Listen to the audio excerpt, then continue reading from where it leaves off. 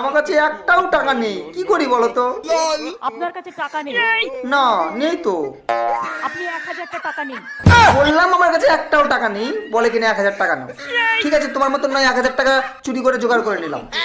1000 টাকা জোগাড় করে হ্যাঁ, তারপর?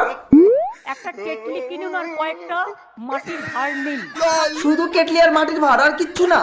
সাথে কিছু বিস্কুট নিন। কিন্তু এটা তো ছোট ব্যবসা। আস্তে আস্তে বাড়বে। কি করে বাড়বে, একটু শিখিয়ে দাও।